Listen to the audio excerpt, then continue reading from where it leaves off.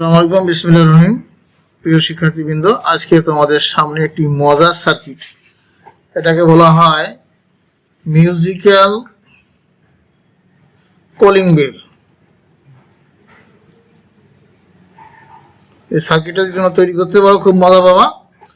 এই সার্কিটটার উপকরণগুলো হচ্ছে যে UM66 আইসি একটি লাগবে, 4.7 কিলো ওহম রেজিস্টার লাগবে একটি, 2.2 কিলো ওহম রেজিস্টার লাগবে একটি, C828 ট্রানজিস্টার NPN দুইটি লাগবে, আর লাউড স্পিকার লাগবে একটি, এটা 8 ওহম হলে ভালো হয়, আর হচ্ছে একটা ক্যাপাসিটার ইলেকট্রোলাইটিক 10 মাইক্রোফ্যারাড 16 ভোল্ট, এমনটা 9 ভোল্টের ব্যাটারি অথবা 3 ভোল্ট পর্যন্ত, 3 থেকে 9 ভোল্ট পর্যন্ত আমরা এখানে সংযোগ করলে সার্কিটটি সঠিকভাবে কাজ করবে।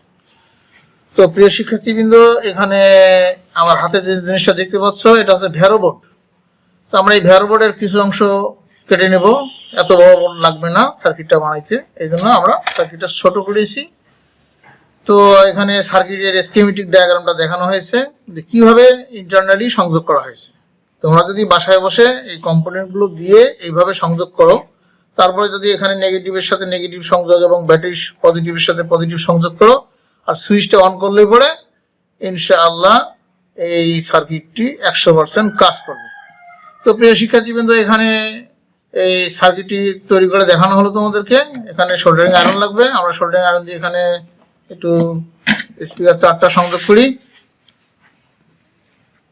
আচ্ছা, এখন সংযোগ হয়ে গেছে।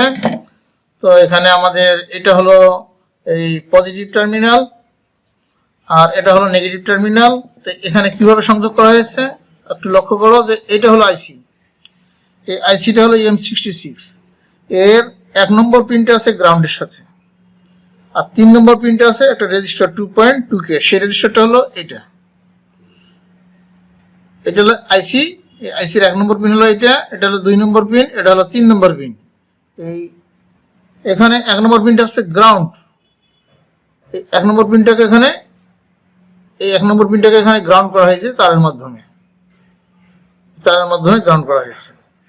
আর এখানে এই ট্রানজিস্টর C828 এর এটা হলো বেস, এটা হলো কালেক্টর, এটা হলো এমিটার, আবার এটা হলো বেস, এটা কালেক্টর, এটা এমিটার। এখন এই এমিটারটা এসে বেজে ঢুকছে আর এই কালেক্টর শর্ট হয়েছে, কালেক্টর শর্ট করে এখানে আমাদের স্পিকার লাইন চলে গেছে। আর হচ্ছে এই 2 নম্বর পিন থেকে আসে একটা 4.7 কি রেজিস্টার এবং এই ক্যাপাসিটর 10 মাইক্রোফ্যারাড হচ্ছে এটা, এই দুইটার মাঝখানে লাগছে, অর্থাৎ সেই রেজিস্টারটা আছে এইটা এবং ক্যাপাসিটর লেগ একটা আছে এখানে, এটা 2 নম্বর পিনের সাথে লাগছে। আচ্ছা, এখন এই পজিটিভ লাইনের সাথে যে 4.7 কি রেজিস্টার আছে, এই রেজিস্টার দিয়ে গেছে সুইচে সরাসরি ব্যাটারিতে চলে যাবে। তো এটাকে এই যে এখান থেকে সরাসরি এটা ব্যাটারিতে চলে আসছে। আর এখানে আমরা স্পিকার লাগাইছি কোথায়, যে স্পিকার লাগাইছি দুইটা ট্রানজিস্টরের কালেক্টর একত্রে শর্ট করে একটা মাথা, তার মানে এখানে শর্ট করানো হয়েছে, এই 2 কালেক্টর একত্রে শর্ট করা হয়েছে এটা দিয়ে, এখান থেকে একটা মাথা চলে গেছে স্পিকারে। আচ্ছা, এখন যদি আমরা এখানে সোর্সটা দেই তাহলে কি রেজাল্ট হবে, আমাদের সার্কিটটা হয়ে গেছে। এখন তোমরা লক্ষ্য করো, আমরা এখন সাপ্লাই দেবো, এটা একটা ব্যাটারি 9 ভোল্টের ব্যাটারি। তো আমরা এটা হলো পজিটিভ, এটা হলো নেগেটিভ। তো আমরা নেগেটিভের সাথে যদি নেগেটিভ সংযোগ করি তাহলে তোমরা এই সার্কিটের শব্দটা শুনতে পাচ্ছ। এটা একটা মজার সার্কিট, তোমরা বাসা বাড়িতে ব্যবহার করতে পারো এবং খুব মজা পাবে।